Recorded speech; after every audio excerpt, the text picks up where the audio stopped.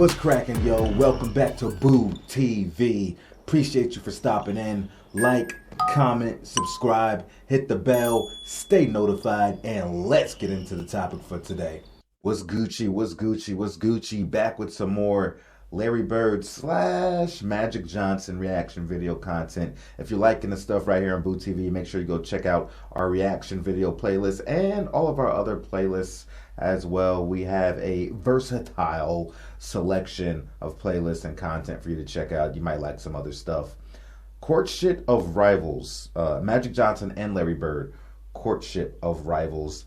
This one, I believe, was recommended by a handful of people, including Bryce Heigl and Brett Mack. I didn't get a chance to write everybody else's name down, so if you recommended this one to me, I just want to say thank you so much for the recommendation. And here we are going to dive into this, folks. This one is about just short of an hour and a half long, so sit back, relax, grab your drink, whatever you want to drink, your popcorn, kick up, and let's see what this video is all about and the type of content it holds for us. Let's get into it. They talk about it every day, somewhere. If I go to a foreign country, magic, what magic? It's the same everywhere. It's an HBO Sports presentation.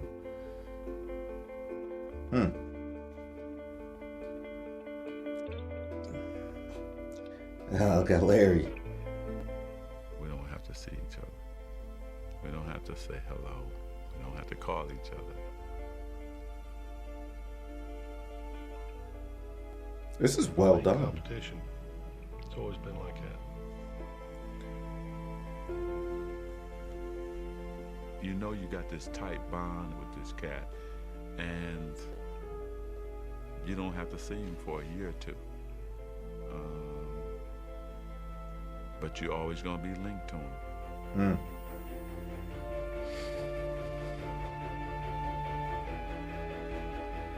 We got this connection that's never going to be broken. I mean, right to our graves. They'll be talking about this 100 years from now. Hell yeah. Hell yeah, forever connected.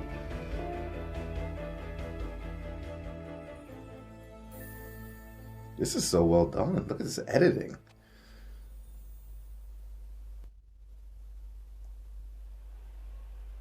It all began here in Salt Lake City, Utah, on the night of March 26, 1979. It was the NCAA championship, Indiana State versus Michigan State, a game that still ranks as the highest-rated college final ever on television. A game that's now remembered as a prologue to a rivalry that transformed a sport and intertwined two legacies.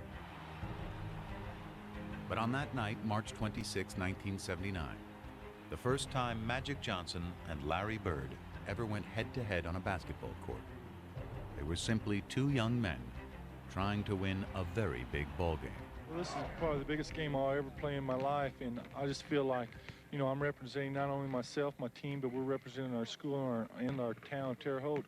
Well, it's a dream come true, really, for me. I won the state title back in my home state, and then my next accomplishment was going to the NCAA and playing in a game like tonight in the finals. They were two stars thrown together by the cosmos to compete, but only one of them had been groomed for the spotlight. In his case, it seemed since birth. I think his upbringing in East Lansing really put that smile on his face in the beginning, and it never came off. Born August 14th, 1959, Irvin Johnson grew up in Lansing, the gritty industrial capital city of Michigan. Raised under this little roof, he was one of Christine and Irvin Johnson Sr.'s 10 kids. Damn. Christine was a school custodian, while Irvin Sr. worked 2 jobs nearly around the clock. My father. I said damn, because it's like 10 kids, 10 brothers. Magic got 10 brothers and sisters, but you know what? Back then, it was much more normal to have big families like that. Hell, my grandma and grandpa had like 10 or more. I can't count right now. Let's finish this.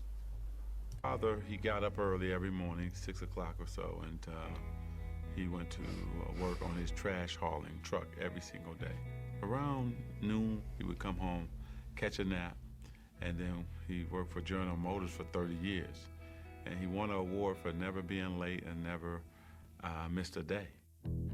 As a youngster, Irvin displayed his own strong work ethic on the blacktop. I was out there all day long. Before we went to school, the bus leave at 7:30. I was out there at 6:30 working on my game. My mother sometimes had to bring me food, or she would have one of my brothers and sisters go get that boy so he could eat something. From a very young age, Irvin knew what he wanted to do. He had it all planned out. My dreams were to play in the NBA and become a businessman. The first neighborhood basketball powerhouse, Sexton High. I knew the players, I knew the tradition. I wanted to be a part of that. And it was on the west side of town, which was, at that time, predominantly black. But when Lansing, like many cities in the mid-70s, began busing to desegregated school system, Irvin's journey took an unexpected detour to a predominantly white school across town. My first day at Everett High School was my first time I really had to understand there was a race problem. Nobody white would speak to anybody black, and nobody black would speak to anybody white. A lot of racial tension, a lot of fights, rioting. They didn't want minorities there. He kind of shrugged it off, and basically his attitude was, okay, well, I'll overcome this. The afro. Whenever there was any racial problems, the principal would get Irvin and go talk to these kids. I can just see him with his big hands. Calm down, just calm down. He'd break up fights. Talk with his friends, tell him, let it go. We can't fight about everything. Let's just chill, let's play basketball. And there was no dispute over Irvin Johnson's ability to play ball. His talent was so great that soon after his varsity debut, a local reporter, dazzled by his exploits, gave the budding star a nickname. In the beginning, That's how we got I his thought it was nickname. foolish and dumb. I didn't know nothing about a nickname. Then what happened was, you start saying, wait a minute, it fits my game. Hanging out with my boys on the street corners, we used to sing Temptation songs. They started saying, hey man, Magic, that's cool. And then people on the street start saying, hey Magic. And I said, He bought into it, and I think he felt he had to kind of live up to that name. And I must say that he did. He loved it. The more attention he got, he wanted attention from anybody he could get it from. Yeah, it does. I really love the game, and I just want to win. Gets it over and back, and he jams it through. Irvin Johnson. Irvin loved to dress. Nice sandal belt pants and overcoats with the fur around the collar. Always had to have his afro blown out. He had to look the part, play the part. Irvin was the first guy to have a posse. He not only had a posse of a lot of black kids, he had a lot of white kids and hanging around him. some of my white friends. That didn't age well. You can't say posse anymore these days, right? Friends was like, hey man, we're having a kegger tonight. Won't you come on by? And I said, what's a kegger? So he said, well, what it is, we get this big keg of beer, and you just go for it. Okay. Well, what time does the kegger start? Because regular party time in our neighborhood is 10, 11 o'clock. The kegger starts at 7. I said, the party starts at 7 o'clock? And I said, okay, man, I'm going to come to the kegger. We had a good time. The music was kind of bad, but we had a good time, you know. His senior year, Johnson did at Everett what he had planned to do at Sexton, win the state championship. And when it came to choosing a college, he decided to stay where the love would be assured, home in Lansing. Next year I will be attending Michigan State University. This is great footage. At MSU, Magic's star quickly went national. But atop the college game, he soon discovered a certain presence beside him. The first time I saw Larry Bird was actually in a magazine. Saw his stats. blown away by his stats. But let's see if he can really do it against us. And that's always a mindset of black players if he's a great white player. In 1978, after his freshman year, Magic would quickly find out, when both he and Bird were chosen to play for Team USA in the World Invitational Tournament. They would put Larry Bird and I on the same team together to scrimmage, right? It was blowing my mind because he's dominating Jack Givens, Player of the Year in college basketball. Larry Bird is eating him alive. I couldn't wait to call home to tell my boys, man, this dude named Larry Bird is for real. This is the baddest white dude I've ever seen in my life. Well, I thought he was very good. There's No question cap. about it. I thought he's probably the best guard on the team. Irvin Johnson, look at that. We didn't get to play a lot, but you could tell. I think our first game was in Kentucky. We got about a 10, 12-point lead. Man, they put us in. Went to 25, 30, just that fast. Fast break again, 3-on-2. Griffith. Wow. And that steal by Larry Bird. Take us out, the league go back down, put us back in. That's Bird and Johnson. The show start again. When you play with Magic, there's just something about it. You want to make that extra pass. You want to get that rebound and start to break. We came down a couple times. I go behind my back, no look to him. He no look back to me. And I'm laying it up and saying, oh, man. There's that last play. Magic Johnson going in, drops off to Bird. Bird puts it back off, inside to Johnson. Superman has it. This guy. Ooh, dude, these highlights are saucy. This is great video footage. You got Larry and Magic out here running the show together. That's back in the day. Woo. You're going to get massacred, as you see. I got game. They had some wonderful moments on the court, but they probably spoke to each other 4, maybe 5 times during that entire time period, and it was more like, hello, how are you this morning, Larry? I'm good, Magic. What'd you have for breakfast? Don't remember. Have a nice day. But such curtness was hardly strange coming from Larry Bird, right, who was not only one of college basketball's best players, but also its biggest enigma. I think he was a mystery to the extent that he wanted to be a mystery. He didn't enjoy doing interviews. He didn't go out of his way to do them. He wasn't particularly good at them. He was kind of like, hey, this is who I am. You want to know who I am? Watch the game. That's who I am. I start to read materials that you're very quiet and you don't enjoy talking to newspaper people. Well, you know, there's different kind of newspaper people. There's people that try to push you. You know, there's people try to get things out of you. Things don't even pertain to basketball, and them are the type of people I like to stay away from. He didn't want people talking about his family. He didn't want his mother to have to deal with that, or his siblings to have to deal with that. You got to remember where Larry came from. You know, Larry was raised in a 2 or 3 room house on a railroad track. Their family probably lived on $50 a week. He was raised tough. Larry Joe Bird grew up in southern Indiana, in the twin towns of French Lick and West Baden. The Valley, as locals call it, was a tough working-class area. Tiny and remote, it was one of the poorest places in the state. I didn't know that people made millions of dollars. I didn't know that everybody had a family car.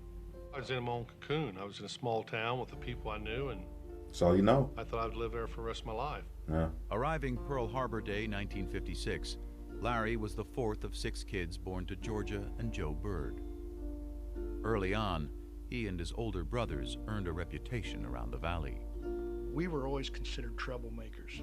We're either fighting damn, Mark Bird, or there was always one of us fighting somebody. Larry was always one that kind of instigated things, you know. If I get my brother in a fight with somebody his age, I was happy as hell because I like to see him get beat up, and that's just the way it was. If I got in a scrape with some kid and my brothers didn't come to my side, they knew that when he got home, my dad was going to whip him. Larry and my dad were best of friends. They done everything together. When my dad would go out to my grandma's house, Larry would always go with him. They'd go fishing, do a lot of things together. But Joe Bird also had a darker side. stemming from a traumatic tour of duty in Korea.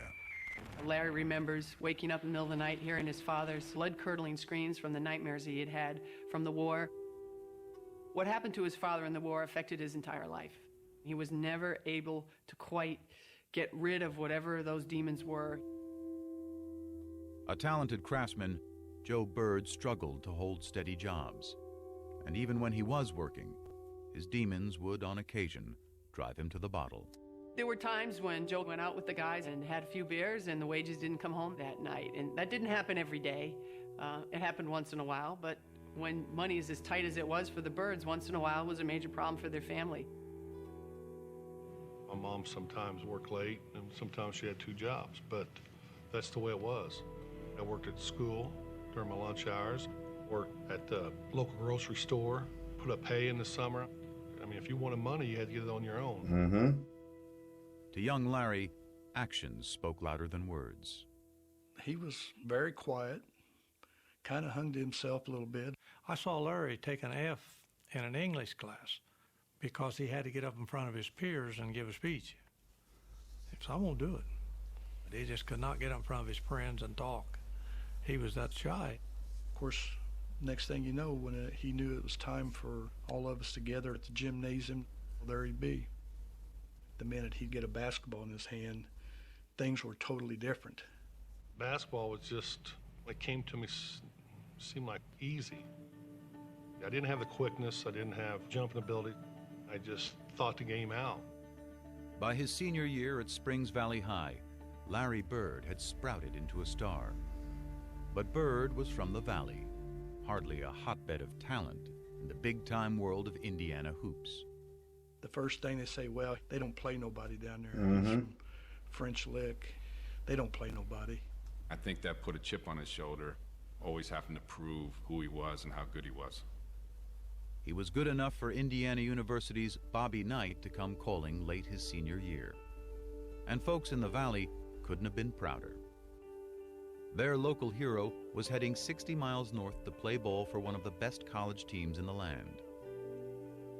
Once I got to IU, it didn't take long to realize that I was out of my cocoon, had over 30-some thousand students, that I didn't have the funds. First week and a half, I thought, man, this ain't gonna work. He left after 24 days. Let my mother down. She didn't talk to me for 2 months, but it didn't matter what other people said. To this day, I don't care. Back in French Lick, Bird took to working for the city, hauling trash and painting park benches. Meanwhile, by that winter, his father's demons had taken him to an even darker place.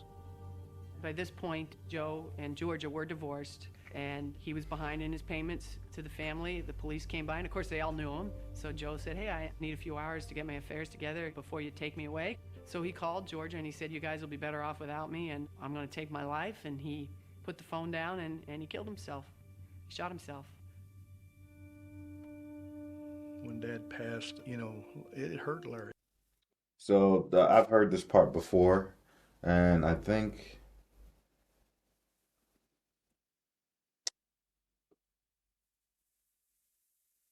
I forgot what I was going to say. Let's continue. I mean, that was his best friend. He's gone now. But Larry didn't show it a lot. He just didn't say much. You know, he just kind of held it within. I've never heard him speak out about it at all.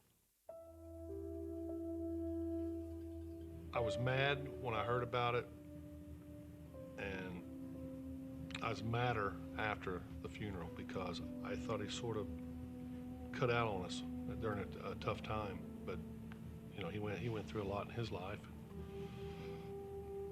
He did what he had to do. If Bill Hodges hadn't been as persistent as he had been, Larry Bird might never have existed in any of our minds. I believe that. I was gonna say that. That's actually one of the things that was on my mind to say.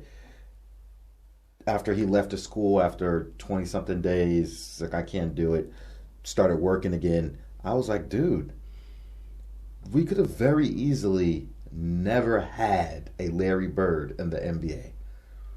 This is how things can just happen, how things can just dynamically change history. A simple decision or a certain person coming into your life, crossing paths, can change everything dynamically. That's crazy to think about, man. Wow. With all my heart. I really do. It was Bill Hodges, a young coach from Indiana State University, who convinced Bird to give college hoops another shot. So with a promise to his mom to graduate, Bird headed to Terre Haute in ISU, a school that never so much had been to the NCAA tournament. Once I started playing, it's the same old thing. You know, he's at a small school and he ain't playing against anybody, which is fine. Still dominated. Wherever Hoosiers gather, they no longer talk of weather. Indiana has a new state bird. Now his claim to fame is just the way he plays the game. Indiana has a new state bird. It's not the Cardinal now. Hey Larry, take a bow. Indiana has a new state bird. By the time he had... Are you listening to that music? Larry Bird literally had his own goddamn theme song. I'm listening to it. At first, I just thought it was a song that, you know, was like, oh, let's use this song because it has Bird. And I was like, no, this is Larry Bird's theme song. Oh my God. That's fire as hell, man. The Bird is big on our street, okay? Led tiny ISU as a senior to a 33-0 record and a spot in the '79 title game. Larry Bird had become, alongside Magic Johnson, the talk of college basketball. Just a year after sharing the court on Team USA, they were back together. And the day before the big game, Magic couldn't wait to greet his old playmate. Indiana State was on practicing, and we were waiting in the tunnel. We got there early. I wanted to definitely say hello to Larry, you know. When they came through, it was like nobody would say nothing. I wanted to go toward him, like his guys, like made sure that he didn't say nothing. And then they kind of started snickering, like, Michigan State, you in trouble. We're going to kill you guys tomorrow. I probably did snub him. I don't remember it, but I'm sure I did. I didn't want any, you know, like I call it love fest, hugging and slapping high fives with opponent. You're there for a reason. You're there to win a game. That just said it's on now. It is Indiana State against Michigan State. I'm Bryant Gumbel, and the fans here are going bananas. I mean, let's face it, if Larry Bird were black and came from Chicago, it wouldn't have been as big a deal. They were polar opposites. Right. One black, one white, one outgoing, one shy. Right. That was the charm of the attraction. The Bird against Magic. All of the superlatives have been used, and believe me, all of them have been warranted. Heading into the tournament, Magic was the bigger star. But by tip-off, it was Bird, having hardly missed a shot in the semifinal, who had become the focus of fans, and more importantly, of Michigan State. We actually had two men on Larry everywhere he went. There he is, Dick. Look at they have him sandwiched in completely. I'm surprised they didn't play a box on one, you know, 4 guys on Larry and 1 on the other 4, because they didn't have a lot of talent. You know, if you stop Larry, you pretty much stop them. Look at the pressure around him. 2-3 men, and he's short. I didn't play well at all. Biggest game of my life, I didn't play well. Way short. I think our length and our size, our jumping ability was able to bother him.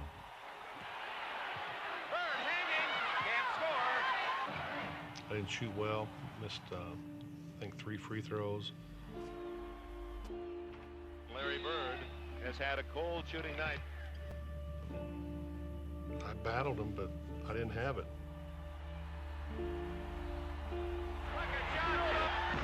Michigan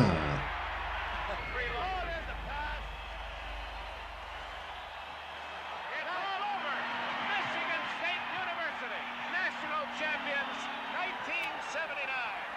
Magic, not only were you a leader on offense, I thought you did a great job on Larry Bird in the zone denying him the ball. Yes, Coach gave us a good game plan to go against Larry Bird, and all we had to do was go out and do it.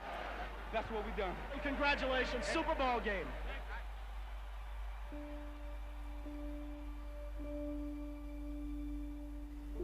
It was over, you know. That was my 4 years. I was done. No, it still hurts. And when you win 33 in a row and you walk into a game, you know, you never know what to expect, but I expect to win. We didn't win. Toughest loss I ever took. I knew it was going to haunt him forever because we were going to see each other a lot.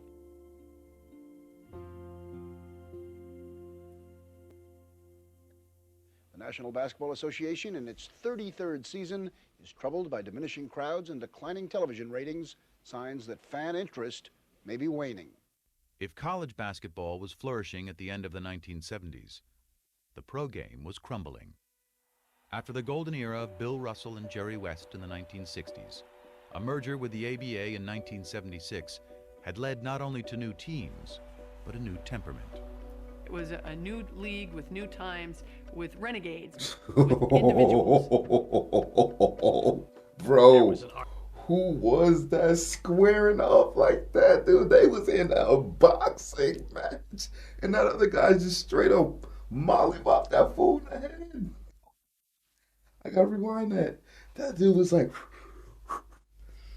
dude, what? I gotta rewind that. That was good. Because we were going to see each other a lot. Bro, they was straight up. The National Basketball Association, in its 33rd season, is troubled by diminishing crowds and declining television ratings, signs that fan interest may be waning. If college basketball was flourishing at the end of the 1970s, the pro game was crumbling. After the golden era of Bill Russell and Jerry West in the 1960s, a merger with the ABA in 1976 had led not only to new teams, but a new temperament. It was a new league with new times, with renegades, with individuals. There was an argument made, plausibly, I think, that it was too black a league for the United States of America in the late 1970s. You think about the Knickerbockers at the time. The running joke was it was the Knickerbockers. Ooh. You know, that's what it was. It was the N-word. I never knew that. Turning off a lot of white customers that are coming to the game, you know. Why? I think there's a conflict between the white and the black, and I don't enjoy going to the basketball and seeing all black players. I mean, I think it's Well, that's just racist. She's like, why? I'm like, why do you think, bitch? He's a racist. They called them fools the Knickerbockers.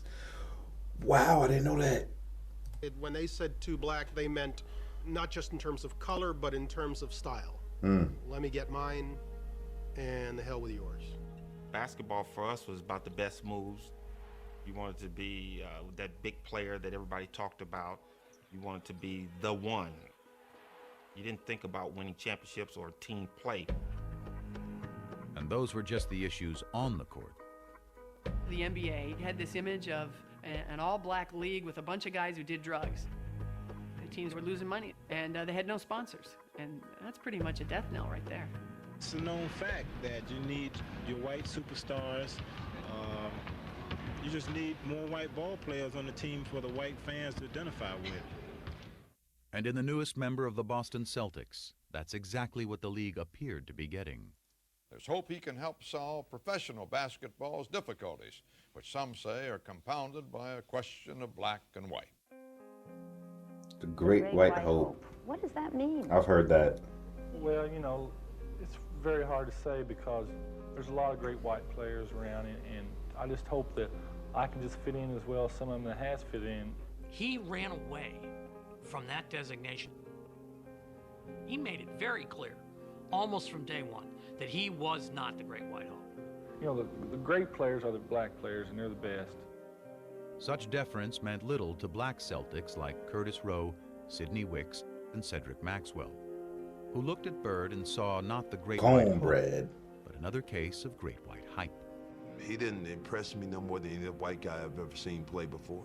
I think that you would say that most black players at the time were racist in the sense that we did not think that you could find a white guy who could play better than any black guy. When I walk in the first day of camp, them guys were on the floor stretching, and here comes the white savior, here comes this, here comes that. I sort of enjoyed it because I knew I was going to battle them all day.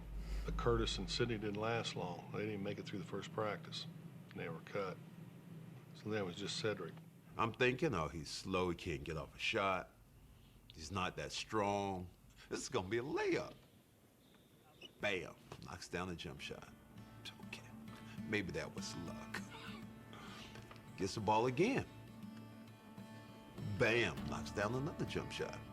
Now I'm thinking like, okay, hey, you know what? I'm gonna D this guy up. I'm gonna show him what it's like. 20 feet away, bam. 25 feet away, bam.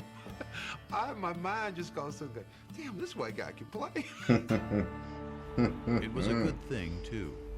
The storied Celtics might have been the winningest team in NBA history, but they were fresh off their worst season in 30 years.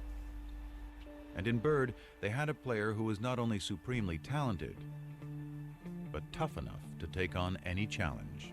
I always played like everybody in the world was against me. Everybody was against me. You should think up things to get rattled before a game. Oh my God.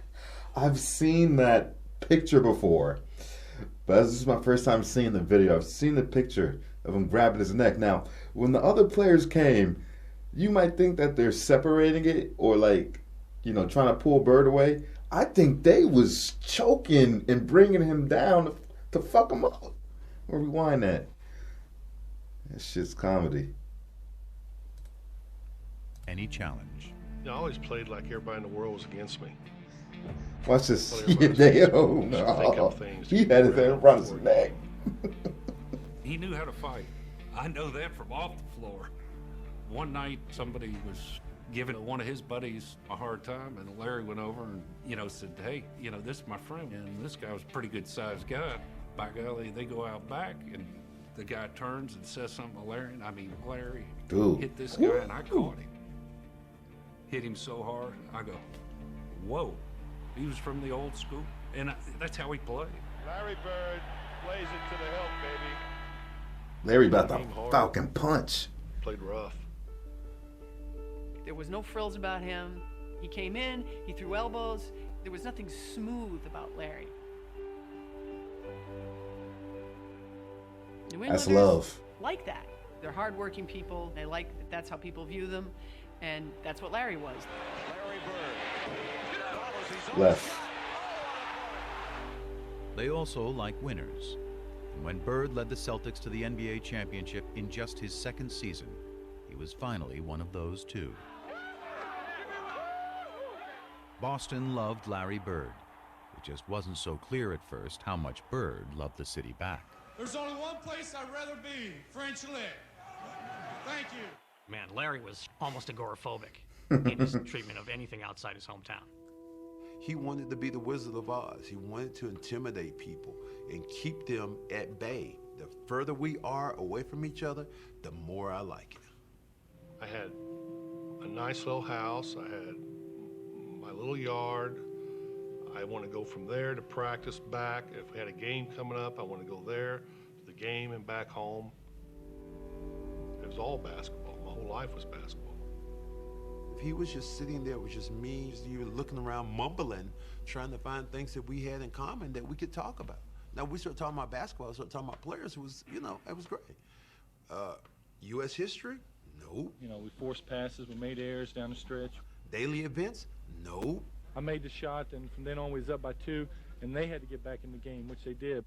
Politics? No. Try to not do anything I can't do or do no more than what I can do. I just go out and try to do my basic game. He proudly dubbed himself the Hick from French Lick, and he looked every bit the part. But those who played him for simple did so at their own peril. One of the great ways, I think, of winding up with no money in your pocket is to think Larry Bird is dumb. Syntax is not intelligence. Unlettered is not stupid. He's got a great sense of humor. He just didn't show that to people. That didn't mean he didn't have it. He did, however, allow the public one small indulgence. You could come out on Saturday and watch him mow his lawn. huge crowd started to stop. Larry Bird's cutting grass in front of his house. So he's mowing his lawn in the springtime. Larry is about doing things himself, and I think it's one of the things that made him so beloved in Boston. But as Bird navigated through his new world, he still had one eye fixed on a familiar foe in a faraway land. As opposite as you can get, damn near. What tripped me out was I'm riding in the limo, and I'm seeing orange trees and lemon trees in people's front yards. I said, stop, I gotta go pick an orange. Are you crazy? I said, no, I gotta do this. And so I ran up like a scared little kid, grabbed the orange and ran back to the limo. I'd never seen an orange tree. I'd never seen a lemon tree. I was fascinated. When 20-year-old Irvin Johnson arrived in Los Angeles in the fall of 1979, he was a world away from Lansing, the only home he'd ever known. He was the #1 pick of the LA Lakers, a once dominant franchise stuck in mediocrity.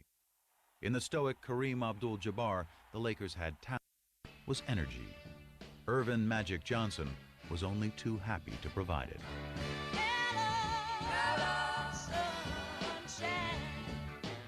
Lit the place up. Changed the franchise, changed the temperament. I changed it from the very first game. Skyhook up and good. Lakers win.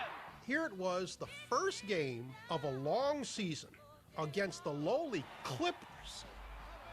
And Magic was embracing Kareem as if they'd just won their 10th straight championship. It was like, man, this is a different kind of dude. From the day he arrived, he became the prince of the city. He Arsenio reminded me of Hall. a guy who wakes up without an alarm clock. And that's what I used to always say. I want to be happy enough to wake up without an alarm clock because I want to go into my world. Facts. He had it, what it is. As far as I was concerned, the it was not his ability or his size. The it was his attitude, was his leadership, was his mind. I mean, I don't have to talk about Game 6 at Philadelphia. Magic Johnson will shove. In his rookie season, Magic had helped lead the Lakers to the NBA Finals against the Philadelphia 76ers. In Game 6, with an injured Abdul-Jabbar back home in LA, Magic played all 5 positions, scored 42 points, grabbed 15 rebounds, and dished out 7 assists, leading the Lakers to the championship. In just 4 years, he had won titles in high school, college, and the pros. Magic, what do you have that makes you perform like this in these championship games? Well, I don't know. Just I love to win. Across the masthead of the Los Angeles Times the next day, it said, "It's Magic." He was a star when he first arrived here, coming off the NC2A game. And quickly, during that first season, he became one of the stars in town. But that game put him on another level. That made him the star in town. It's funny how I wanted to meet the celebrities, but they wanted to meet me. I was like shocked. Damn. Like, wow, you know who I am? He was young, famous, and after Lakers owner Jerry Buss signed him to a 25-year, $25 million contract, very rich. The kid from Lansing was ready to sample a different kind of fruit. His playboy boss knew all the ripest trees. I said, oh, I'm hanging with him. When they were coming into the box, and he had 10, 20 of them, and look, Irvin, which one you want? And I was like, oh, okay, it's like that? And then he said, I'm going to take you to the Playboy Mansion. What? The mansion? No, you're kidding. I said, yep. So I went there, and my first time, I'm backing up like, I can't believe I'm in, but I'm backing up away. You know, it's like, I'm scared to death. Probably 10 guys to 100 women, you know. Everybody think it's sex-driven, but it's really not. You have dinner, then you watch the latest movie. And then, of course, I don't want to ever say that sex wasn't involved. Because if you meet somebody, and that's what you wanted to do, you did that. But well, we know was involved for you, young man. We know you was getting it in, Magic. Dude, I didn't know that Bus put him on the scene like that though. With the woman, I didn't know that part. Ooh. It's really a great experience to go up there. Hell, I wish I could go to the Playboy Mansion. He came to L.A. like Shit. Mike Piper. You know, people were giving him this and giving him that, but you know, he stayed pretty grounded to the game. Everybody was getting high then, but you can't even smoke a joint around Magic. He had real old school, down in the trenches work ethic, and that was honed in him by his dad, Irvin Johnson Sr. Magic was always this guy. You know, he never did none of that, so I did everything for him. Magic Johnson was living on a natural high. He was starring in the role of a lifetime, point guard of a Hollywood team with an offense called Showtime. Mm-hmm. He even had the alter ego perfect for the production. I mean, Magic was his stage name. Even he would laugh about it. Well, he always says there's two people. There's Irvin Johnson from East Lansing, and there's Magic Johnson from Hollywood. Irvin Johnson is another guy. You know, here's Magic over here, and here's Irvin over here. Irvin is this fun-loving guy.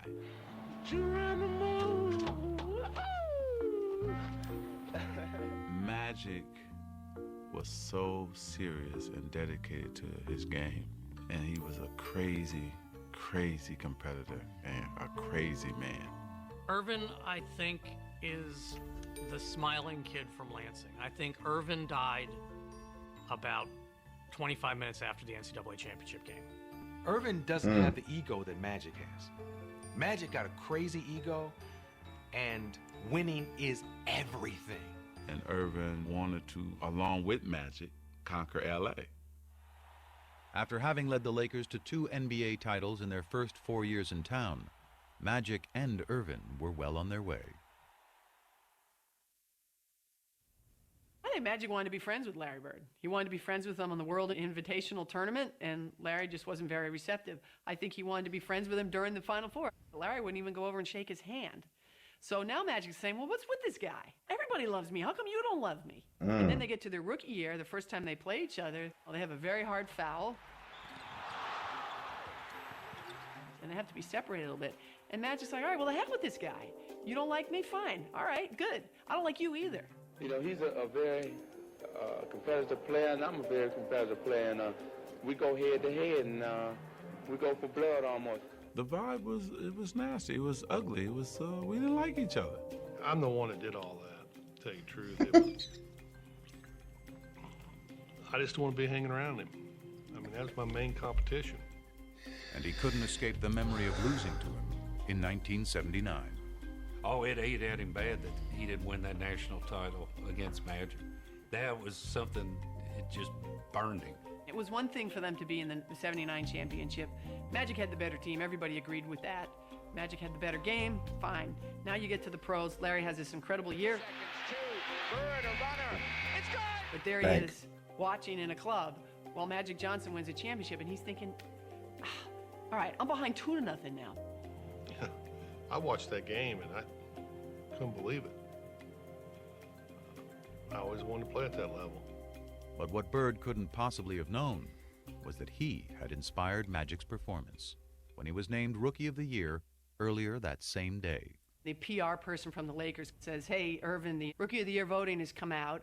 And Magic says, okay, well, who won? He said, well, Larry Bird won. And Magic says, well, was it close? And he said, oh, no.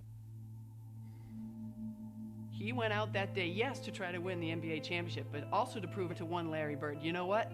I should have been Rookie of the Year. Even though I won the championship, I still wanted to win Rookie of the Year, too. He won that championship. I was pissed. I want him one. But even after he had won one the next year, his obsession only grew deeper. I'd get up in the mornings and see what he did because their games came on late. Then you look at the box score. I had to have him there for some reason. Like a crutch, somebody I can compare myself to. I hated what was being said that Larry was better than me, and I'm just a guy who can control the game. My first 4 or 5 years, that bothered me a lot. I didn't tell nobody it bothered me, but it did. Their competitive dislike emerged from a greater truth, that on the court, they were doppelgangers. Team-oriented stars who cared about winning above all else. Basketball savants who fused the substance of the 60s with the style of the 70s to create a new and exciting, yet selfless way to play the game in the 1980s. Yeah, I'm gonna pass. But I'm gonna pass in a way to make you look like a jackass. They were so similar in the way they competed. I mean, they were two halves of the same brain. Love that pass. Same craziness to excel. I seen that first couple days I was with him. Basketball IQ off the chart. Seen the game a little different, most players. Playing the game the right way was everything. A lot of guys can just score, a lot of guys can just rebound. A lot of guys can just make plays. We can do it all. Larry and Magic could control the game with 12 shots. It was amazing. They'd be 7 for 12. They'd have 20 points, 15 rebounds, and 12 assists. And you go, man, the guy shot the ball 12 times and was the best player on the court by far. But I think it was tough at first. I don't think either one of them wanted to recognize that they had any equal anywhere in what they did. But they sure as hell didn't want to recognize that their equal happened to be that other guy. That's why we hated each other too, because we knew we were mirrors of each other. I think for a while the two of them had to come to grips with that. They had begun changing the game, but with continued low television ratings and tape-delayed finals, the league was struggling to get the word out. When the NBA and CBS signed a new TV deal before the 82-83 season, the rescue plan was simple. Sell more Bird and Magic, and sell them not just as ball players, but as arch-rival characters in their own dramatic saga. You got this slick Showtime African-American guy out west, and you got the lunch bucket, floppy-haired white guy with the bruises all over his body. It's central casting. It's perfect. Propaganda. Made in heaven. In 1979, this idea of Magic and Bird was created, and so that was sort of a no-brainer. We'd have a doubleheader. It would be the Celtics playing first and the Lakers playing second, and that's the way we did it. And when the Celtics and Lakers both reached the finals just a year into the new TV deal in 1984, it appeared the superstar investment was about to pay off. It was huge. It was probably the biggest moment the NBA had up to that point. You had Boston and LA, East against West. It had all the elements of a classic showdown. Including what was becoming the most inescapable element of all. Did we know that the blacks and whites were lining up, the whites with the Celtics, the blacks with... Of course we knew that. Even in the Celtics' own backyard. They land at Logan Airport at the '84 finals. He's getting accosted by various people who are telling him Larry's going to take him down. But this one older African-American gentleman comes up to me and goes, Magic, I want to wish you well, good luck, I want you to crush the Celtics. And he said, oh, well, where are you from? He said, well, I'm from Boston. And he said, you're from Boston and you're rooting for the Lakers? I thought everybody here was crazy about the Celtics. I ain't rooting for them white boys. He said, now why would I root for those white boys? Boston, after all, was a town still scarred by the ugly busing crisis of the mid-'70s. A violent period of urban unrest during which white had been pitted against black. The resulting taint on the city nationally, coupled with a Boston roster littered with white players, affirmed to many black Americans that the Celtics were not the team for them. Even today, people said, you played with the Celtics. And, you know, I hated you at that time. You know, I wanted Magic to win. I didn't want that damn Larry Bird to win. We had all these black players, but they looked at us because we had Larry Bird leading us as a team that was white. They were perfect archetypes for what was becoming the biggest story in sports. But for the real-life players, the narrative was much simpler. It's finally going to happen. We get to go head-to-head again. It's just a matter of rolling that ball out there and let's get it on. Welcome then to the Boston Garden and the start of the NBA World Championship Series. I'm Brent Musburger. In each of the last 4 NBA World Championship Series, either Magic or Bird has competed. But this is the first time that the two have gone head-to-head for the title. Dude, I can imagine the energy, man. We jumped out on them that first game, and we won in Boston. And with less than a minute to go in Game 2, the Lakers were closing in on a commanding series lead.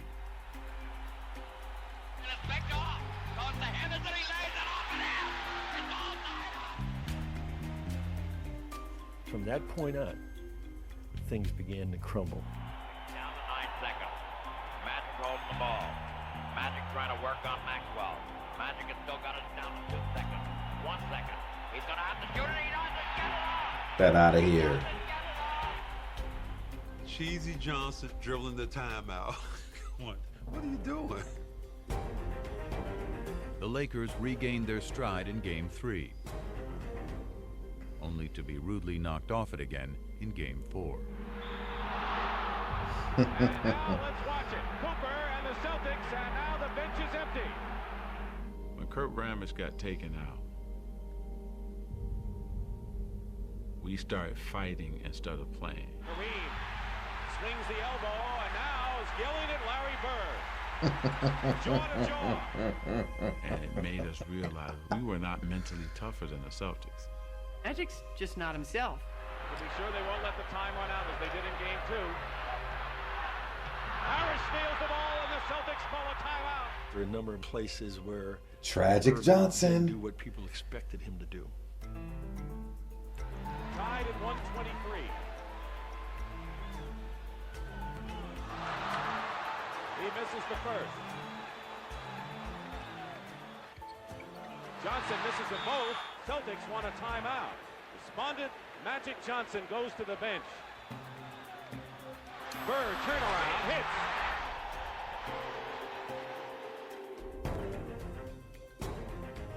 Game 5 went to the Celtics. Game 6 to the Lakers. It was like 1979 all over again, down to one game for Bird and Magic. If everybody had to look at it, probably would have said this is going to be a 7-game series. No, I thought we'd sweep them in 4, but this went a little bit longer. Now we just have to do it in 7. That's the only time I ever felt that. There ain't no way they're walking out here with a win. Magic Johnson. No way. Lakers have several chances, and here's Larry Bird chucking down the court. Bird. How does he do it? Now Johnson with the ball. The Lakers trying to cut it to 1. And he loses it.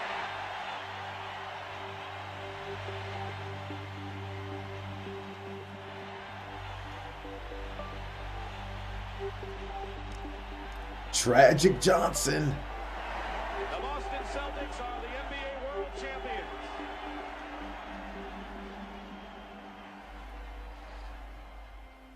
Dude, they got to bring back storming the court. That energy, like watching that, like storm it like that,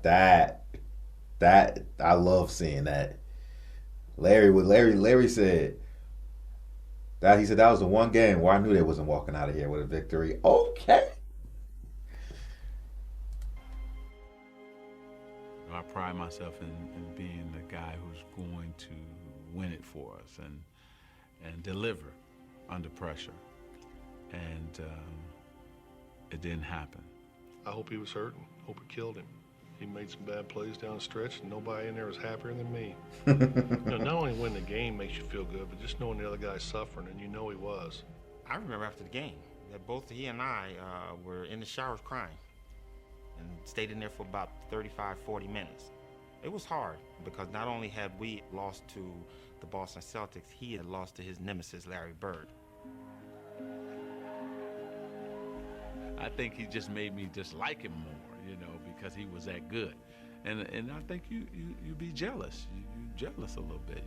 Larry, does this get you even with Magic for what happened between Michigan State and Nope. Indiana State all those many years ago? We're professionals now, but I won this one for Terre Haute.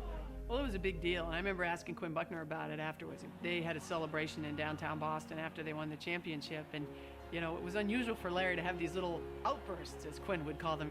But about 11:30 at night, finally he turned to Quinn. He goes, "I got him. I finally got him," and he was talking about Magic. The league was rejoicing too. Game 7 of the '84 series was one of CBS's highest-rated telecasts of the year, and the highest-rated game the NBA had ever produced. All of a sudden, whether it was at CBS or Madison Avenue, the sports writers around the country became phenomena. What is happening here? The absolute foundation in this resurgence was the Celtics and the Lakers, Larry Bird and Magic Johnson. But Magic... Dude, look at that. You got pubs and places and homes and rooms filled out with a bunch of people crowded in watching NBA basketball. You don't really find that now. There's so many towns and areas and cities. They're not even basketball cities. I like back when I was in the DMV area living, and it's the NBA Finals. I don't remember what year's the NBA Finals, and I could go into any bar and not a single bar has the NBA Finals on. They got the news on. They got what's it called, telemarketing, infomercials. They got everything on. But the NBA Finals, I was like, y'all know the NBA Finals is on. Please put on one of these TVs. Nobody cared, man. There's a lot of places like that now. Magic was in no mood to bask in the accomplishment. I took a media beating. Tragic Magic. This is why we say Larry Bird is better. It's probably the first time ever in my life I was depressed. And I didn't want people to see me. It was something I never dealt with in my life. That particular series, that championship series, redefined his whole career because he never stopped working after that. Magic was on a mission to prove to himself and the world that with the ball in his hands, he was still the one in control. And after his Lakers ran through the '85 season, he quickly got what he wanted. Another shot at Bird and the Celtics. They won the East, we won the West. So it's like everybody just get ready, sit back, and let's enjoy it. But that smile belied the intensity of the clash that awaited. If I had a glass of water and any of those guys had been on fire, I would have drank the water and watched them. They called us, chokers and sissies. We didn't like that, and they thought less of us. I knew they did. In '85, we played them 4 times in exhibition season for some reason. I don't know why they scheduled that. By the 4th game, there was an all-out brawl. They call this one of the greatest rivalries in all of sport, the Celtics and the Lakers. And if that is true, it is the most one-sided rivalry in all of sports. 8 times these two have met for the NBA championship, and 8 times the Celtics have won. At guard, in his 6th year from Michigan State, at number 32, Magic Johnson. But in the '85 finals, Magic changed the script. Over 6 grueling games, he masterfully controlled the pace with all-around brilliance. He has a triple-double again. Behind their point guard, the Lakers finally knocked out the Celtics, winning the clinching game in the Boston Garden. 3 in 6 years, LA comes to Boston and wins the world title. Redemption for one Magic Johnson. It's a long year last year to wait for this moment right now. Magic. You know what? It's kind of funny how if you want to call it rivalry, the 2008 Lakers Celtics, right? So Boston beat LA in 6. The Lakers were exploited as being soft. Pau Gasol especially was exploited as being soft. And everybody called the Lakers soft. And then they didn't meet the following year because Boston had some injuries and the Magic went to the finals. But the year after that, they met up again. The Lakers got a little bit mentally tougher. And they took down the Celtics this time. So kind of similar in a little bit. It had evened the score with Bird on the NBA floor. But the significance of their rivalry and their relationship was still just taking hold. You crazy. I said, you're crazy. I'm not shooting no commercial with Larry. So I said, okay, what, we're going to shoot it in L.A.? I would never went to L.A. to film it. Well, where are we going to shoot it? If you want to shoot a commercial, come to my house. I was like, oh, no. One stoplight. I thought Lansing was small. I think the plan was, I'm going to go here, I'm going to do what I'm supposed to do, and I'm leave. trying to get up out of here. Yeah. My plan was that. Even after Converse had convinced Magic and Bird to film a sneaker ad together in the summer of '85, a question remained. How would the two hated rivals on the court get along off of it? I don't know how he's going to react. I don't know how I'm going to react. We didn't even shake hands, so how are we going to do a commercial together? The ad was to be filmed at the home Bird had built for his mom. It featured a full-length basketball court, the day's first location. So they say, okay, you're playing one-on-one, and I'm looking at Larry, and he's looking at me like, is this real? Are we playing? Because, you know, this is Magic and Bird. I could just hear Larry, you know, starting in on, well, you bring it to the basket, and I'm going to send it 30 rows up. So the guy was like, no, not like that. A fun game. We were both like, oh, okay. Like, like you can see this relief coming over both of our faces. That brief détente led to the next stage, dialogue. We sat down next to each other. How was your summer? Oh, it's going good. How was yours? It's going great. He said, man, it's a nice spread you got. And he's asked me, is this where you play? I said, yeah, I play here if it's not windy. If it's raining or windy, I go to the gym. But this is where I do all my work. I see that tractor. You work on the tractor? He said, man, I work on this tractor every day. Larry Bird work on a tractor? He said, yeah. It's just them two walking and talking, and every once in a while they'd stop and one of them would say something, and then they'd start laughing. Then they said, okay, break, it's lunch break time. I was going to my trailer. He said, no, my mother has prepared lunch for us up at the house. We went up to the house and we sat down there and we talked, and my mom, my brothers thought the world of him. His mother was so nice, making sure I had enough to eat. I just saw my mother. It was crazy. He charmed her. You can see it. But that's Magic. He makes everybody feel welcome and warm, and he's a con man. And while Magic charmed Georgia Bird, it was someone else who intrigued her son. He met Irvin at lunch. Irvin is a good dude. I like Irvin a lot better than Magic. I was just so happy to finally be Irvin with him, because Magic was like, I don't know if I want to get to know this guy. But Irvin got a chance to talk about family, how he grew up. We just became two relaxed guys, just talking. That day was great. It was a great day. Beautiful day. Still, for Bird, ever the competitor, that's all it was. Just one day. Magic thinks the next year, okay, well, now we're great friends, so, you know, after the game, we're going to go out, we're going to have a beer, and Larry's like, no, you're right. I know you better. You're a good guy, but I still don't want anything to do with you. He's a happy-go-lucky guy. If me and him got to be really good friends, go out on the court, he could still play the same game. I couldn't. I mean, that's just the way it is. But when the ad hit the airwaves, for others, the perception changed. I saw those limousines going through the cornfields, and I said, no. They didn't sell themselves out. I heard Converse made a pair of Bird shoes for last year's MVP. Yep. But they made a pair of Magic shoes for this year's MVP. Okay, Magic, show me what you got. Oh, this is really a business thing. The Bird shoe, the Magic shoe. And maybe that's where the business thing started to get bigger and began to trump who they both really were. It polarized the whole idea of lunch bucket versus Hollywood, white versus black. Just cemented all the differences between them.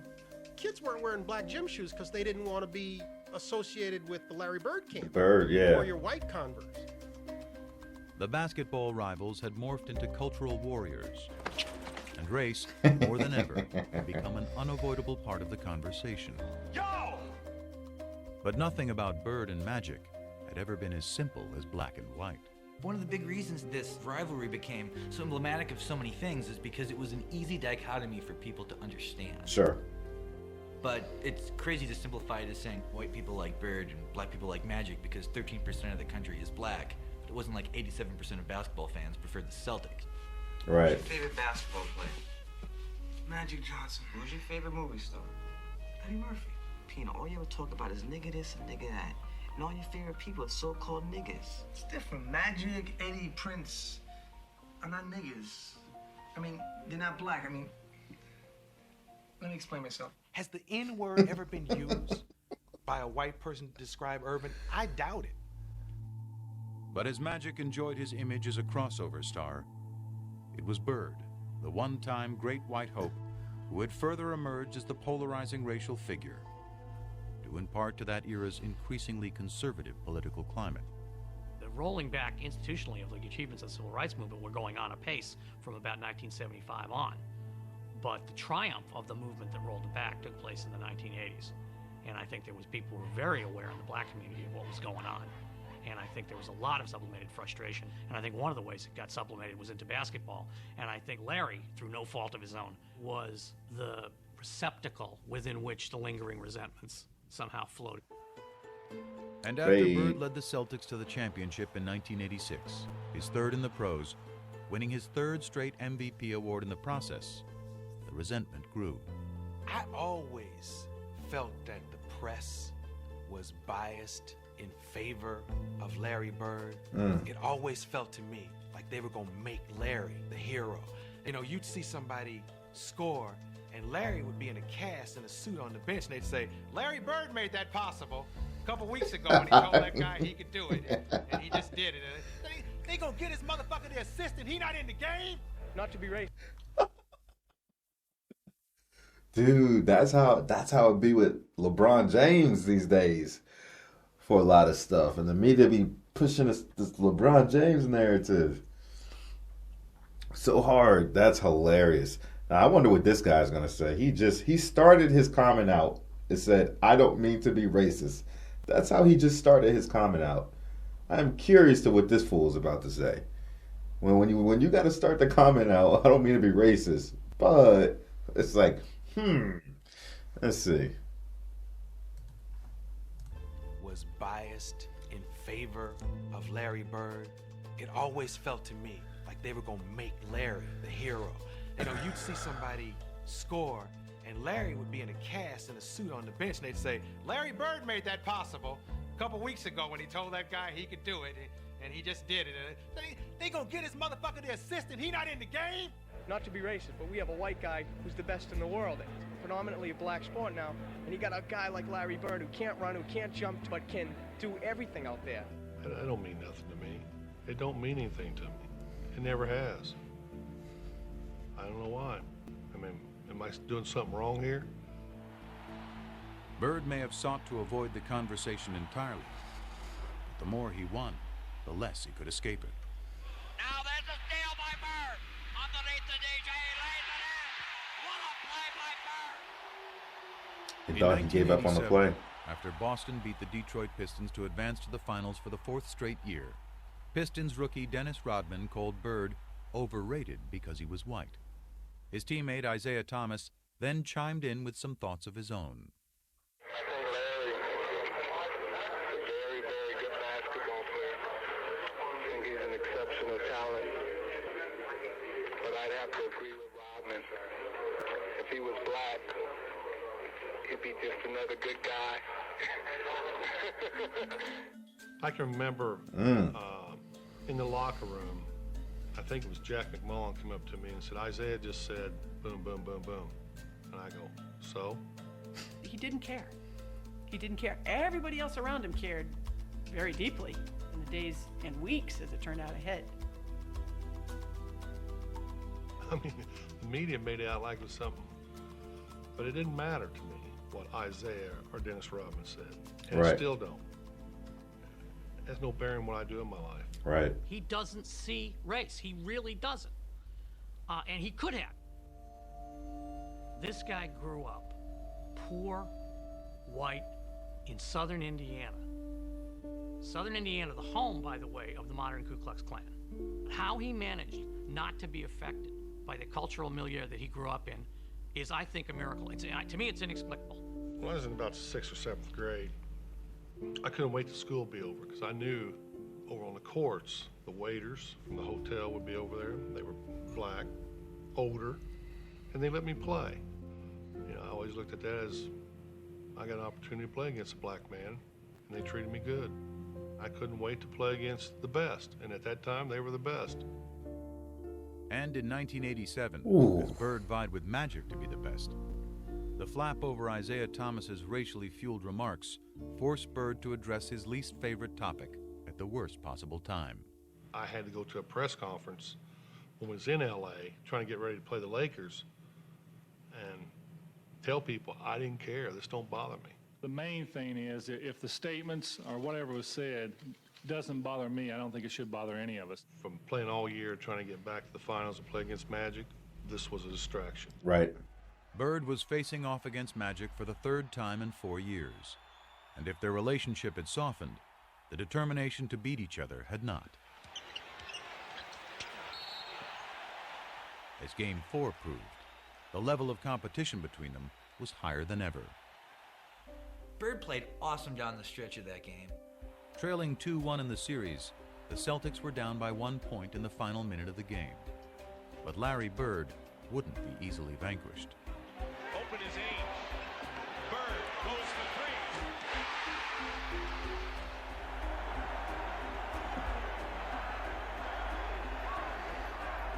With 7 seconds left, though, the Lakers still had life.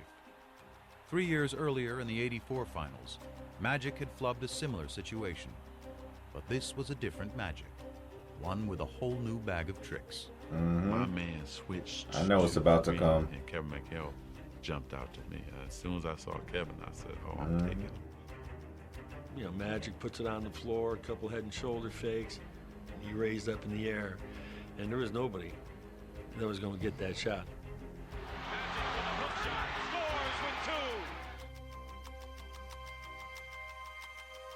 That was good defense, too. I remember after they called timeout thinking, there's still a shot here. Celtics may still win this game. Well, they set up a great play. Bird walked Worthy all the way up, forced the denial all the way up. Step back. We've done it before. Clear everybody out, go to the ball, and break to the corner. He caught it here, and as he caught it, all he had to do was turn. He just turned, and he just let this thing go. Bird fires it. Got a wide open look, couldn't believe it. And I'm standing right there. It is straight as an arrow. Dead on. And the Lakers have won. They were lucky because it was right on line. He looked at me like, how did you ever leave me that wide open? You gotta be kidding me.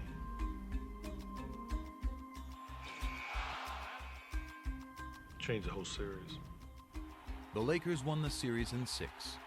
And in the aftermath of a year in which Magic had won his first MVP, the rivalry suddenly took on a new tone. Magic's just a great basketball player. He's the best I've ever seen, you know. Unbelievable. I don't know what to say. I was shocked that he said it, because I thought to myself, maybe this is the beginning of a new era that's not going to include him. It was the passing of the torch a little bit. After vanquishing Bird in '87, Magic wasn't done winning.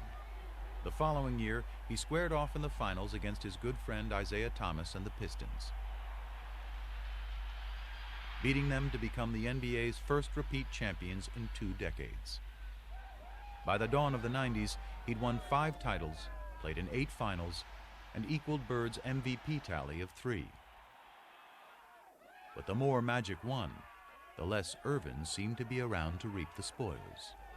Once I tasted the champagne and the championship, I wanted more of that. And more of that. It's a drug. So Magic kept growing because we were successful. And the persona and all of that came with that. The Prince of LA was now the king. And in Hollywood, being royalty had its perks. What was Irvin Johnson's vice? Now, you know my publicist wants me to say winning. But women loved Irvin. Back then, before voicemail, they used to have these mail slots in the hotels where you leave your key. And when we get into a town, Irvin's mail slot would be so packed, and it would be just Susan and a phone number, Linda and a phone number, Joyce and a phone number. I mean, that was every city, every time. I was on top of my game as Magic, so I needed all that around me. Damn, all them dime pieces. This, that, Hollywood. Magic was living in a context of sybaritic excess from the minute he walked in the door, and he developed a sweet tooth for it. Sex with several women at the same time. Yeah. Like I said, women have different fantasies. Some want to be with 2 or 3 at a time. You know, one time I had 6 at one time. That's just... I really do believe he looks upon Magic Johnson as a movie character he played. I think Irvin got overwhelmed in LA by what it meant to be a star. That's probably true that the Magic ego swallowed Irvin a little bit, but that's okay because I couldn't win 5 championships without that. Through all of this haze of women and money and fame and fortune, he still kept basketball at number 1. He never seemed to lose that focus. Larry had 2 jobs his last 7 years of playing. It was playing basketball, and then it was him being committed to taking care of his back. He had first heard it in 1985, building the driveway at his mom's house back in French Lick. Larry decides to do it himself. This is Larry Bird, the superstar, out there breaking his back, literally shoveling gravel. And that was the beginning of a process. I would see him on TV laying down, and then they told me that he had to lay down on planes, different things like that. And I was like, wow. As Magic soared through the prime of his career, Bird was breaking down. His deteriorating back and punishing style of play proving an excruciating mix. From 88 to 92, it was painful to watch. It was painful to cover. Larry is quite ornery when he's not feeling well, which means he was ornery for those next 4 years. He could manage the pain in a way that very few people can do. There'd be days he could come in the office and he couldn't stand up straight. But even after 2 ruptured Achilles tendons and surgery on his back in 1991, Bird kept going to work. Product of a lesson learned many years before, seeing the swollen ankle of a man long since gone. Well, we don't know if it broke or not, but it looked broke to me. Had to go to work and he had to get his boot on, and it took everything I had to help him get that boot on his foot. Then he stood up limping, and he says, well, I'll see you this weekend, because he was working construction at the time. And I was pretty amazed how he could fight through that all week, then come home on the weekend, and it was black and swollen, and he'd sit around on the weekend and put that boot on and go again. If you get paid to go to work, you got to go to work. It was a situation that he was seeing almost daily. He had lost. Tell that to the players these days. If you're getting paid to go to work, go to work. Load management. Players are so pampered and spoiled today. The structural stability in his spine. So it would slip into abnormal positions to try and lock itself to get an artificial stability. That's like getting your finger stuck in a door and somebody's still pushing on the door. So what we had to do was unlock his spine, realign it, do techniques that would hold that for 4 hours, 6 hours, that type of thing, and then he'd go play basketball.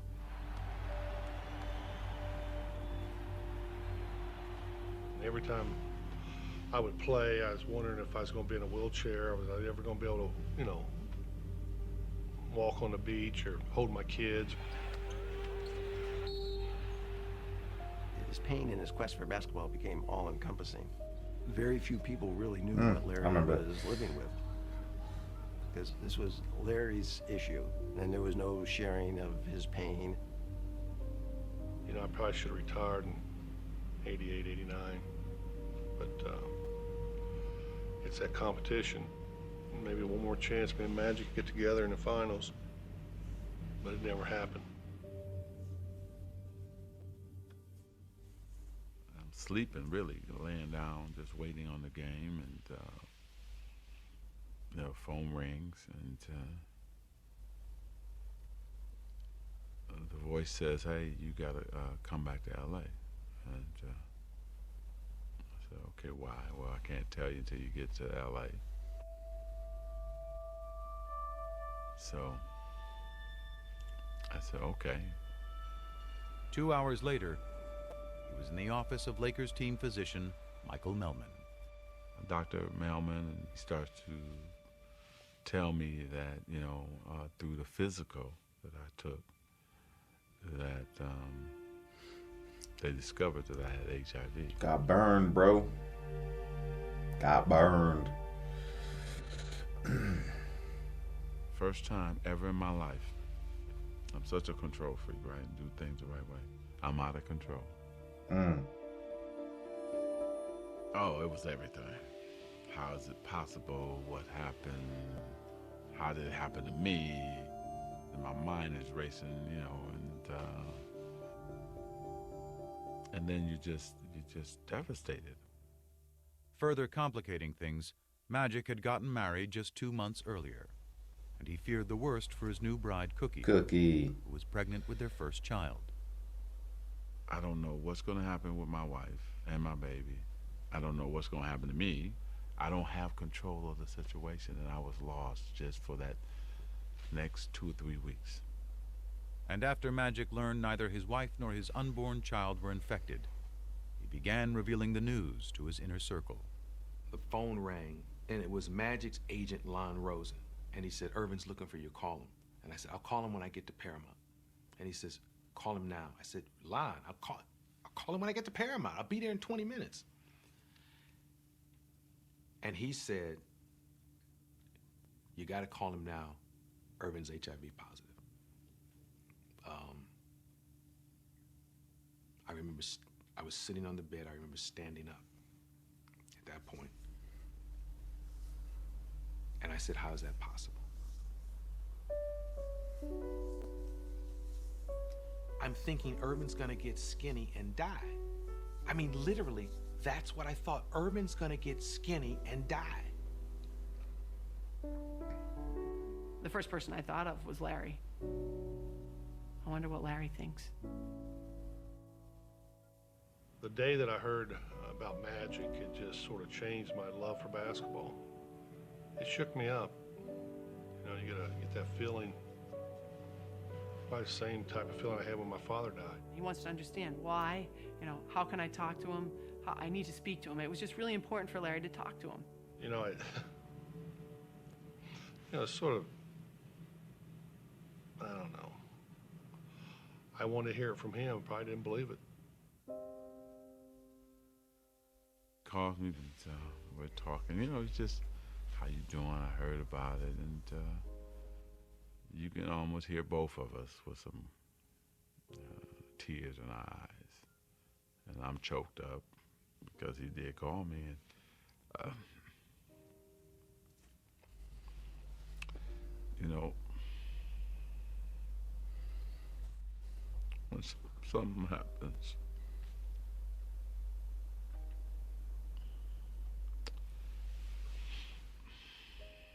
to you,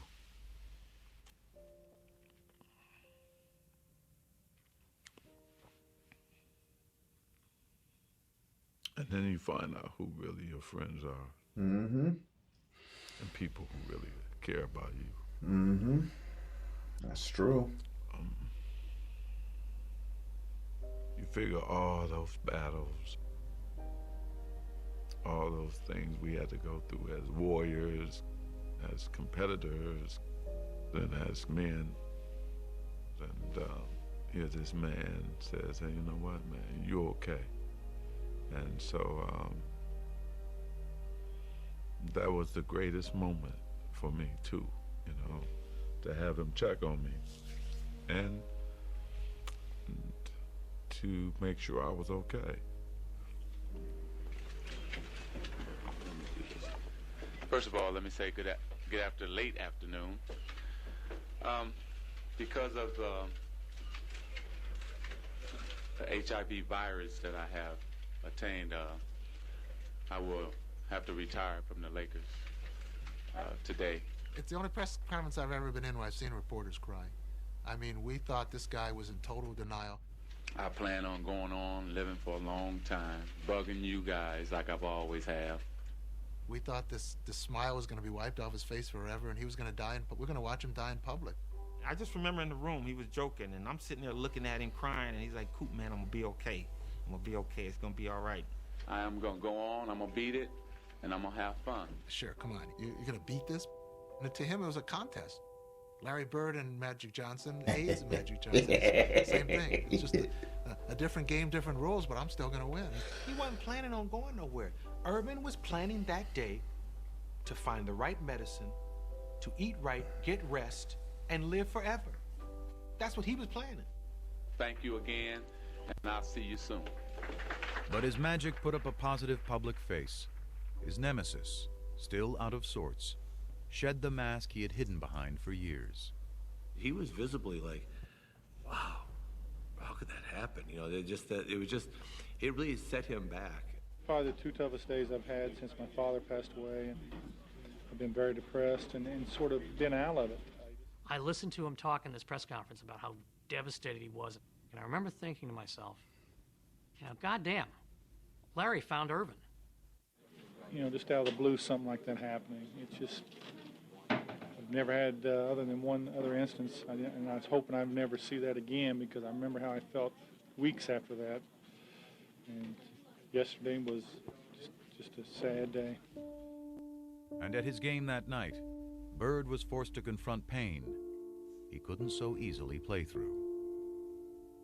Didn't want to be there that night. First time ever.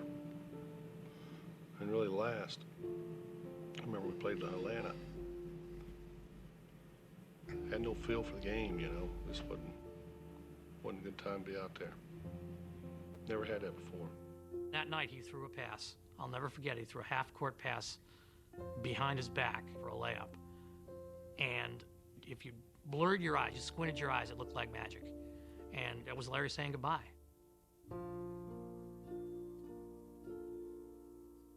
You know, I mean, this competition thing is amazing, what it does to you. What you put your body through and what you do and what you say and how you feel, and knowing that he's not there wouldn't feel right.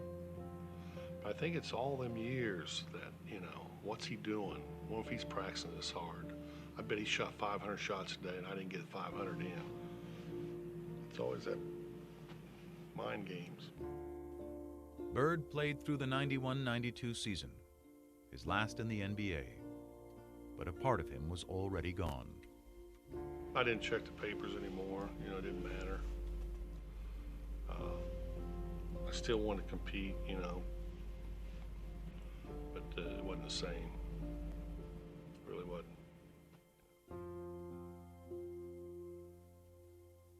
With the exception of that year when he was called Tragic Johnson, because on the basketball court, things didn't shake down properly, this is the first time I'm hearing ignorance, hatred, vicious, nasty things.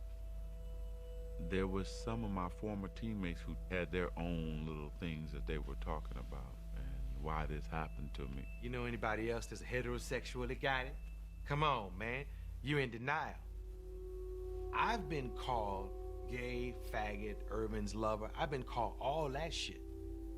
Lon Rosen got a call from Isaiah Thomas asking, you know, I keep hearing Magic's gay. And Lon said, well, for crying out loud, you know better than anybody he isn't. You're one of his best friends. And he said, well, we don't know what's going on in Hollywood. And the fact that Isaiah was questioning why he got this, I think it was really, really hurtful to him.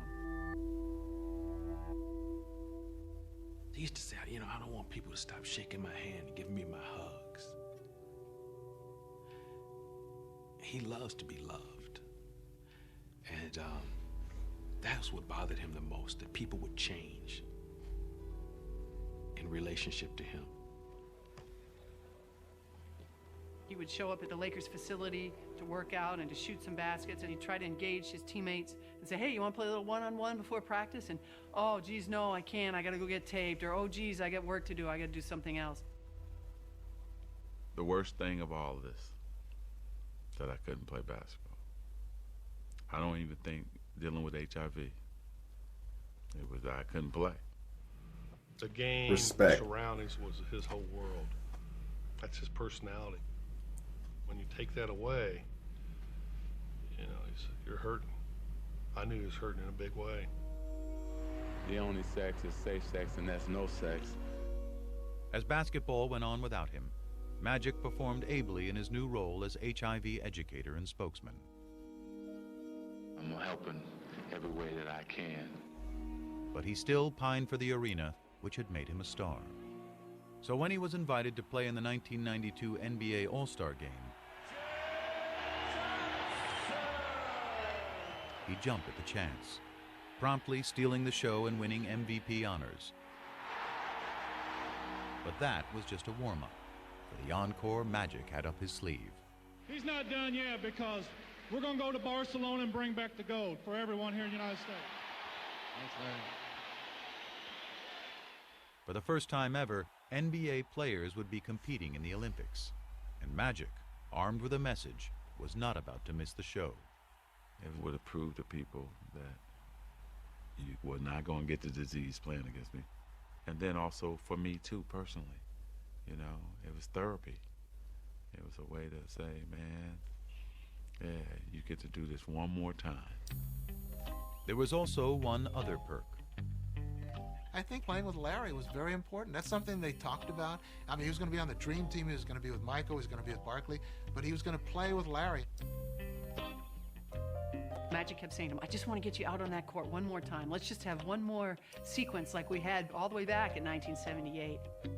But it was interesting that with Magic being the one that was HIV positive, he felt great. He was in the best shape of his life.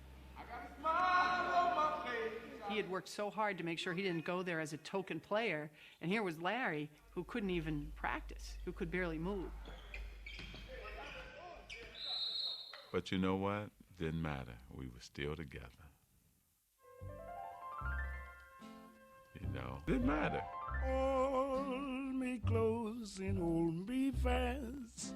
The magic spell you cast. This is La Vie en Rose.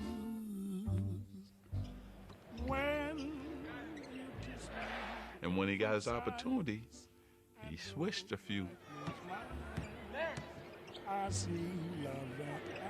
Wet. And who's taking the last shot with the game on the line? Ahmad Rashad. When I got my opportunity, I still was Magic.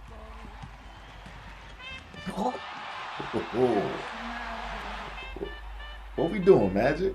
14 years after they'd first crossed paths, the smiling kid from Lansing and the shy boy from French Lick were happily back together in Barcelona. But it took just one glance outside their hotel's front door each morning for them to see that as far as they had come, they were as far apart as ever. The only way you walk out that door if you wanted attention. But I asked this guy, I know, how can you get around this? There's got to be a way. Lo and behold, there was a side door. You can go wherever you want. I was going to tell him about it, but seeing that smile on his face, the closer you got to that front door, come on. He didn't want no side door, you know, Irvin. He go right in the middle of them. Turn the long way, sweetheart. There you go. I'm going out the front because that's who I am. I don't go out the back. I don't go out the side. That's not me. If you want to go somewhere in a hurry, there's a door that leads you there, and I found it. I respected him for that. And so, hell, I would try to find a side door for him. And we never tried to change each other. That's what made this relationship great.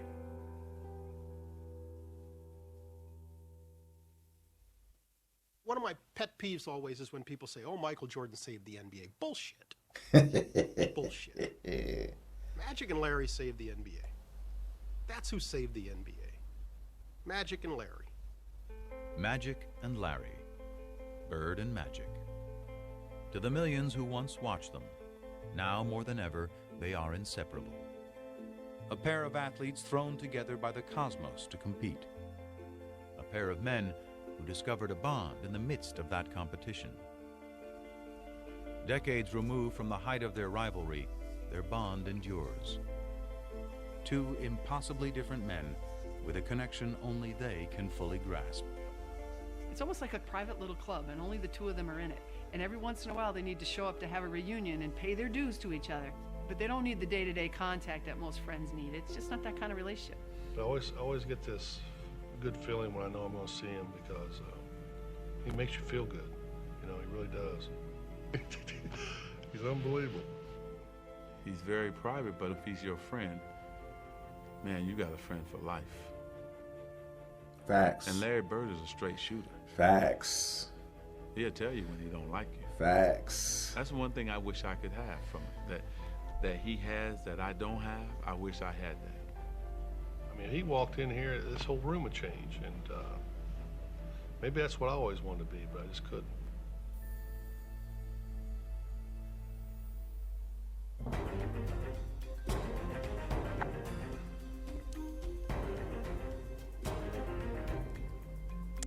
This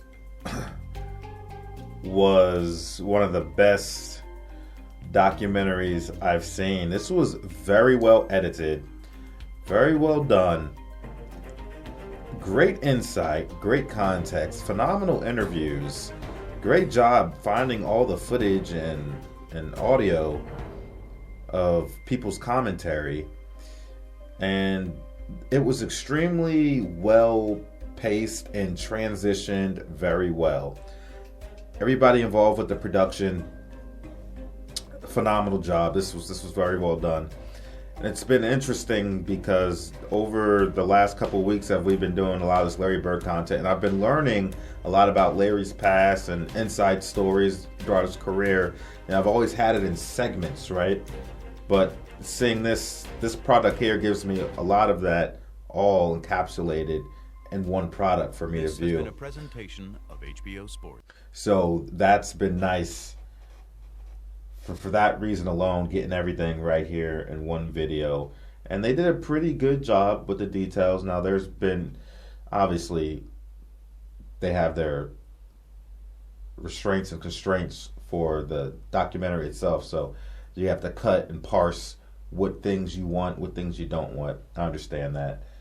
And even with a lot of stories that they've told in that, there are more information, and you can get more information about each of those stories out here on the internet. In fact, if you go to our Larry Bird playlist, for example, I don't remember the name of the video, but the one that details his life growing up, you'll get more information and more details about his upbringing and his mom and his dad and his brothers and sisters and all that. So great documentary. I really liked the part how it all came back full circle for Larry and for Magic. I thought that part was beautiful with, you know, how they originally played together and they would wiping people up, and then they became ultimate rivals and they hated each other and they'd go back and forth, and eventually they built a relationship. But towards the end of their career, more so for Larry in his twilight, Magic really wanted to play with him again. And a part they didn't really say there is that Larry didn't want to play on the Dream Team, but Magic really went out his way and convinced Larry to hop on board. And having them get to play together one more time, it all came back around full circle. And I thought that was absolutely beautiful. It's like storybook level. You couldn't make this shit up. You couldn't make this shit up. That is storybook material. Storybook material. I really enjoyed this documentary.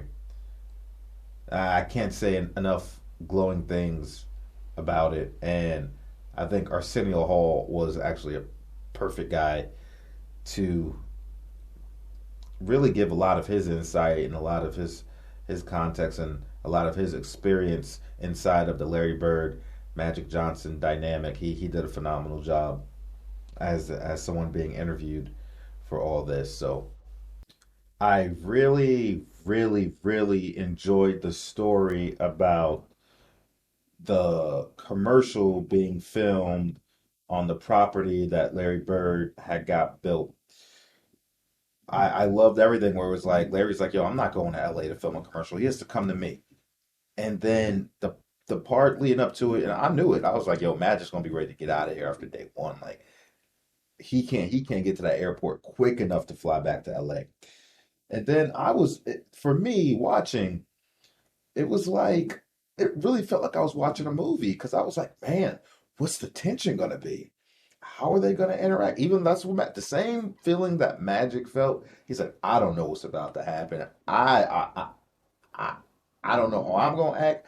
I don't know how I don't know what to expect. And that was me listening to that and watching. I was just like, dude, what's really, how is this going to go down? How is this going to transition? I like that whole story. And Larry, hometown boy, French Lick, said, hey, where you going for lunch? No, my mama cooked. She will take care of you. Out the door goes Magic Johnson. Meet Irving. Wow. Yeah, I really like that story. I want to know what his mama cooked. I don't know if he mentioned specifically what she cooked. I don't think he did, but I want to know what his mama cooked. Probably some good old country food, boy. Probably some good old country food. I thought that was a beautiful story.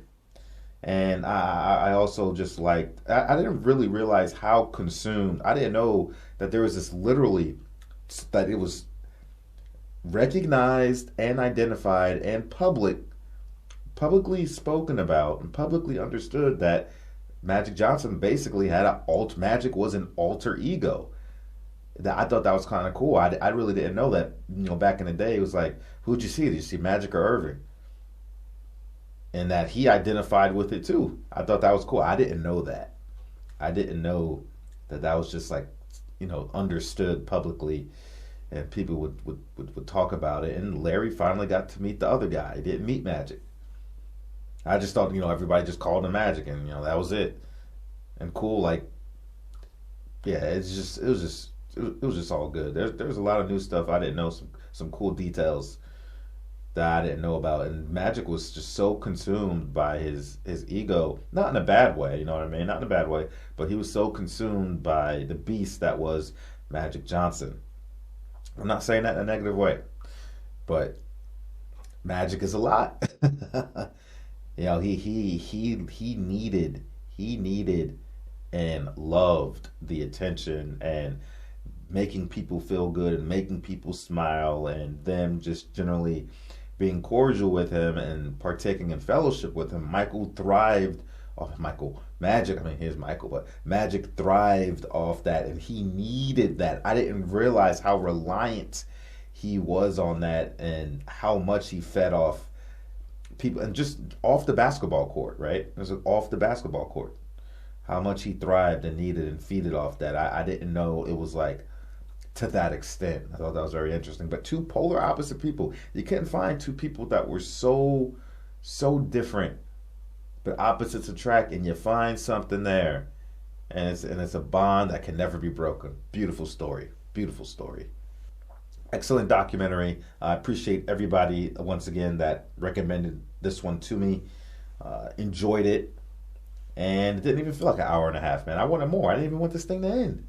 I was like, give me more. But as always, drop what you think about it in the comment section. If you have any more recommendations, drop them there too. Doesn't have to be Larry Bird. Doesn't have to be Magic Johnson. Whatever you want. Like, comment, subscribe, hit the bell, stay notified, and I'll catch you on the next one. We out, baby.